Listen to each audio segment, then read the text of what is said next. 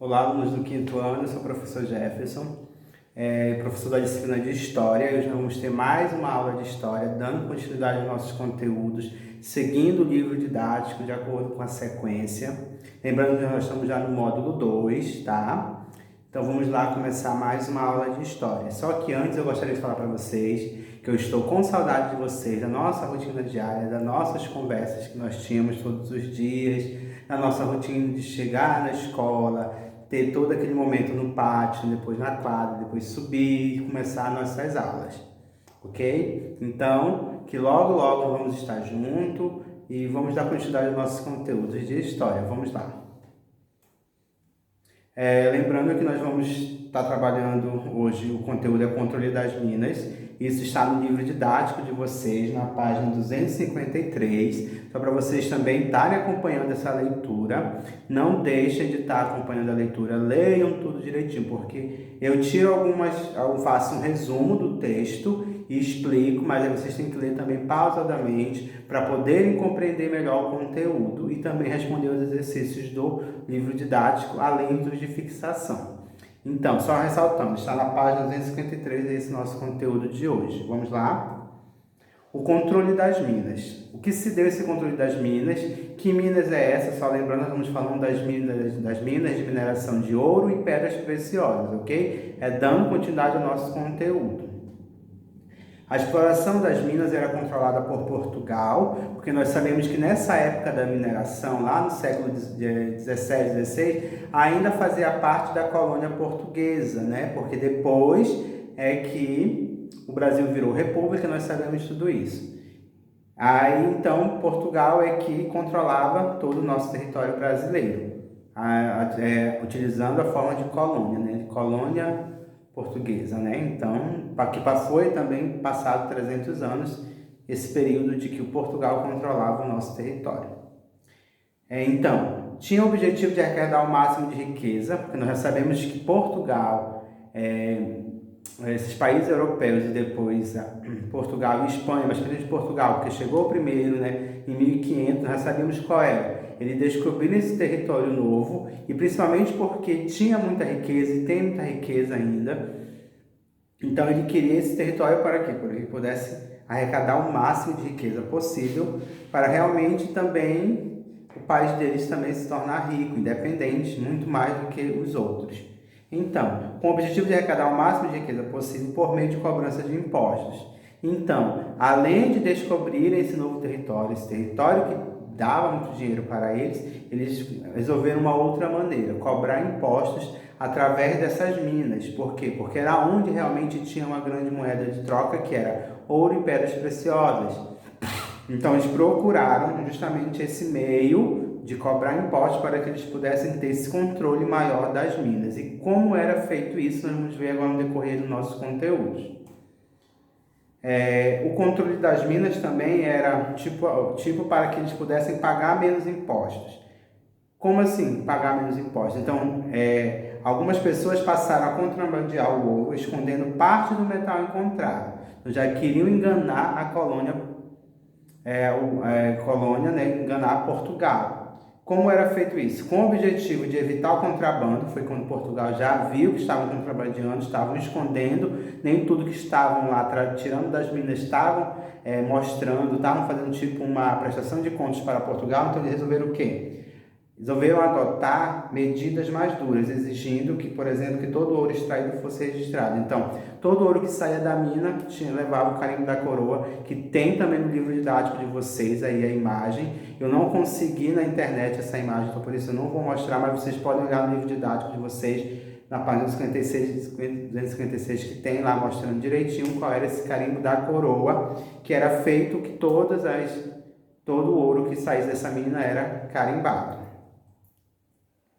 Então, como eles criaram essas medidas de impostos para que eles pudessem controlar realmente tudo o que estava acontecendo lá nessa extração dos minerais, eles resolveram criar alguns impostos, que no caso os principais foram 4, que nós vamos ver agora um a um, explicando também um a um, como foram criados e por que foram criados e como eram feitos essa cobrança desses impostos.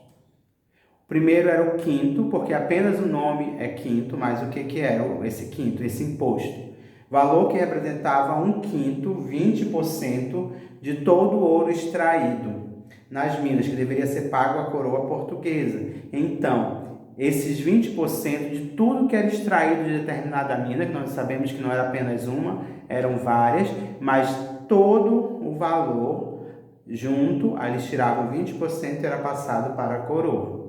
Então, digamos assim, esse era relativamente um imposto razoável, né? Então, teve outros muitos mais sérios, nós vamos ver agora. As entradas. Era justamente o imposto referente à entrada e saída de pessoas e animais da região das minas. É como, por exemplo, hoje nós temos o pedágio, não no nosso estado, mas em alguns estados do sul e sudeste tem nas estradas. Em determinado ponto da estrada tem que pagar um pedágio para que você possa entrar nessa nova cidade e também sair. Então funcionava mais ou menos isso, né? Para entrar nessa região onde tinha essas minas, nós sabemos que eram feitas em lugares rurais, distante, mas só que tinha pessoas que iam para trabalhar e para procurar trabalho, tinha os tropeiros que traziam todos os instrumentos necessários para que essas pessoas pudessem estar residindo também nesses locais, que depois viraram comunidades, vilas e posteriormente cidades.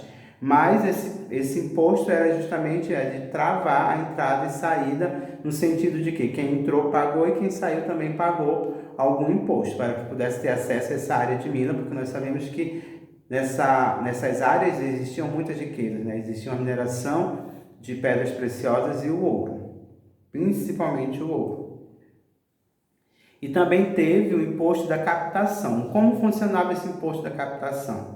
Valor que deveria ser pago pelos senhores por escravo que era enviado para trabalhar nas minas. Então, se o senhor lá, dono da mina, quisesse ter escravos para que ele pudesse lá ter a mão de obra lá escravizada, e além de ele comprar os escravos, ele teria que pagar para que esses escravos fossem enviados lá para trabalhar para ele. Então, isso aqui, essa da captação já era específico para o dono da mina, já não era abrangendo toda a questão da produção lá da mineração, né, dos trabalhadores, mas em si tinha a ver com os trabalhadores porque para se ter esse trabalho, essa mão de obra escrava, ele teria que pagar para a coroa portuguesa. E por último, a derrama, um novo imposto que era, digamos, o mais polêmico para a época, por quê? Confisco de bens pessoais dos devedores, para garantir que todos os impostos fossem pagos. Então, para garantir que os impostos realmente fossem pagos, a coroa portuguesa resolveu criar esse imposto, a derrama, que era confiscar, tipo a casa, os animais que se tinha lá, tipo a produção de leite, essas coisas, e outras coisas que as pessoas tinham de valor em suas casas, em suas residências e no seu local que você residia. E com isso, esse imposto gerou revoluções, que nós vamos ver daqui a pouco. Mas então esse foi o imposto, digamos, o mais polêmico para a época. Por quê? Porque a partir do momento que você não pagava esse imposto, a coroa portuguesa ia lá e se sentia no direito de confiscar aquilo que você construiu. Eu vou exemplificar, por exemplo, a energia hoje em dia que nós pagamos, né? Se você passar determinado tempo sem pagar essa energia que você consumiu, a prestadora de serviço, né, da energia vai lá e corta, né, desliga a sua energia. Então era mais ou menos nesse sentido que funcionava a derrama. Não pago o imposto, eu vou lá e cobro e confisco o que você tem de valor, até chegar a debitar tudo que você me deve no imposto, sendo que o imposto era regular. Então a pessoa sempre teria que ter que pagar mesmo, querendo ou não, porque senão era confiscado os seus bens, mais que você tinha de valor. Aquilo que eu falei sobre as revoluções, teve a Inconfidência Mineira e a Conjuração Baiana.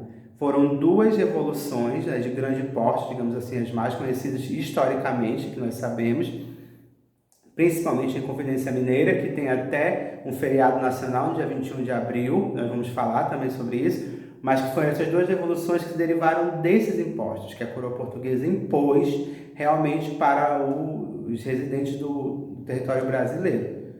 Seja de maneira, digamos assim, mais mais aleatória, que todo mundo participasse, ou não, apenas de algumas pessoas que se revoltaram contra esses impostos.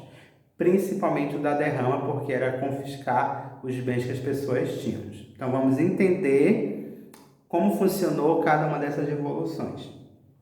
A Inconfidência Mineira. A Inconfidência Mineira, digamos, é a mais famosa, nacionalmente conhecida, porque até mesmo nós temos esse feriado nacional, no dia 21 de abril, que derivou dessa revolução chamada Inconfidência Mineira. A grande quantidade de impostos, a ameaça da derrama e as medidas que eles tomaram, autoritárias adotadas por Portugal, geraram insatisfação entre a população mineira. Nós já estamos falando diretamente com o estado de Minas Gerais, atualmente conhecido, que na época ainda estava se desenvolvendo ainda em cidade.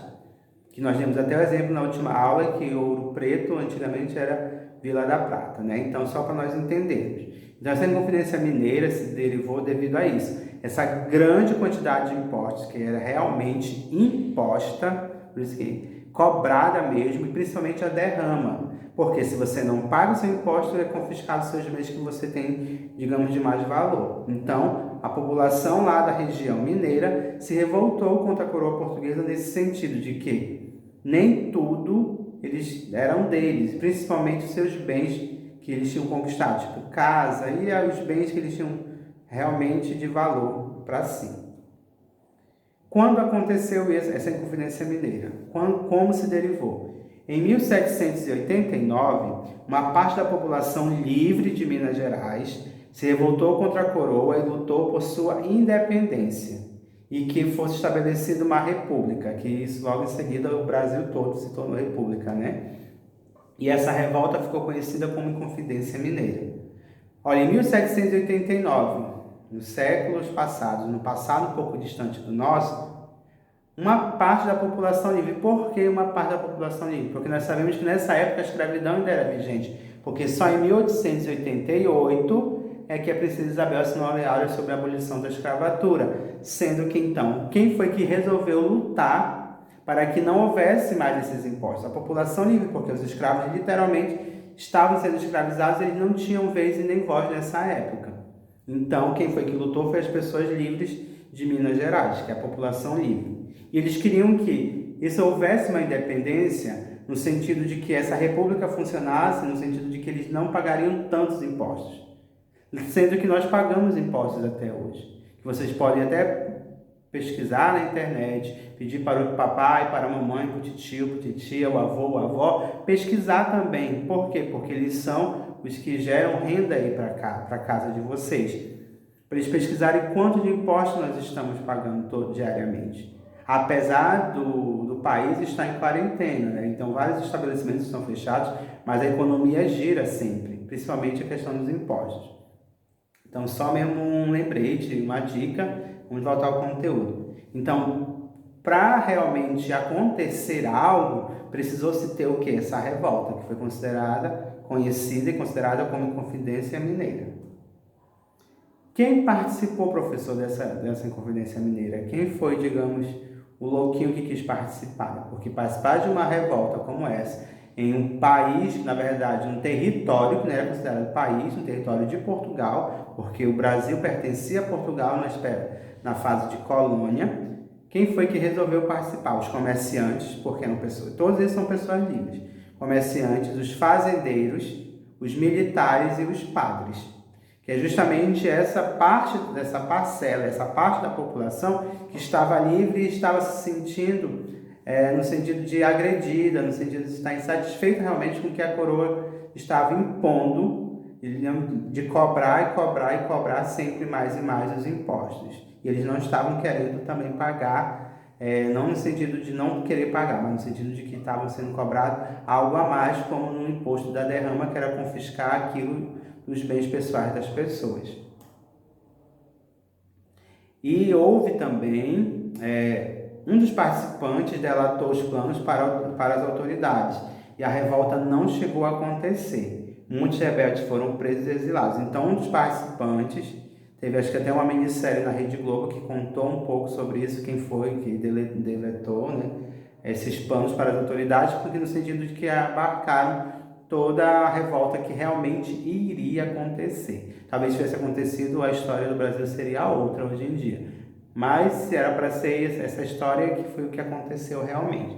Então, esses rebeldes que estavam, esses comerciantes, militares, padres e os que realmente estavam participando, eles foram presos, alguns presos e outros foram exilados. Os exilados foram mandados para outros países, até mesmo foram para Portugal e lá foram presos, foram mantidos presos também. Só que nós temos um feriado dia 21, que a gente nem fala feriado em Confidência, falamos de feriado de Tiradentes. Foi justamente essa pessoa que marcou essa revolta, no sentido de que realmente foi uma pessoa muito importante nessa revolta. E quem foi? Foi José Joaquim da Silva Xavier. Vou ler um pouco sobre ele, depois nós falamos explicadamente o que realmente cada um foi, né? Então vamos lá. Um dos líderes da Inconfidência Mineira foi José Joaquim da Silva Xavier, conhecido como Tiradentes. Você já sabe da história que todo ano nós falamos, né, do dia 21 de abril. Ele foi o único rebelde condenado à morte e serviu como exemplo para outras pessoas não se rebelarem contra o domínio de Portugal. Então nós sabemos que ele teve um fim trágico, teve a morte, foi enforcado e foi mantido sua cabeça lá para a morte dos outros, para mostrar que Portugal realmente mandava e Portugal realmente iria cobrar os impostos, continuar cobrando. Não é porque houve essa pequena revolta que não aconteceu, por causa de um dos participantes que deletou as informações para a coroa portuguesa, mas que eles precisavam exemplificar outras pessoas para que não gerassem outras revoltas. Então, em que sentido que aconteceu isso? Foi justamente no sentido de matar enforcado Tiradentes, né? Que é José Joaquim da Silva Xavier, que nós já conhecemos toda a história dele, ok? Então, é nesse sentido que ele se tornou, digamos, o grande patrono toda essa revolução e que gerou até esse feriado nacional. Só que logo em seguida ele também foi considerado um dos patronos devido à proclamação da República em 1889, quando Dom Pedro disse lá, fez realmente a República, né? Ou vida ou morte, então gritou lá, né? Morte à independência e tudo isso. Nós sabemos da história também, que também está passando uma reprise na Rede Globo da novela Novo Mundo, que conta essa parte da história do nosso país. Lógico, de uma maneira um pouco fictícia, mas se baseado nesses fatos reais que aconteceram realmente na história. E ele serviu como um dos grandes representantes da República, porque ele morreu querendo que realmente houvesse essa independência da República em todos os sentidos, não somente talvez para Minas Gerais, porque aconteceu alocado apenas nesse lugar específico de Minas Gerais, né, no estado de Minas Gerais, mas que ele queria realmente demonstrar que o país inteiro fosse independente através do sistema de governo da República. Houve também a Conjuração Baiana. O que foi essa Conjuração Baiana? Em 1798, reuniu grupos populares de pessoas da elite. Olha só a diferença, foi já da elite. Seu principal líder foi o médico e o político Cipriano Barata. As reivindicações dos rebeldes incluíam o direito a salários mais justos, a libertação dos escravizados e a proclamação da República. Porém, antes que a revolta ocorresse, os conjurados foram descobertos e punidos.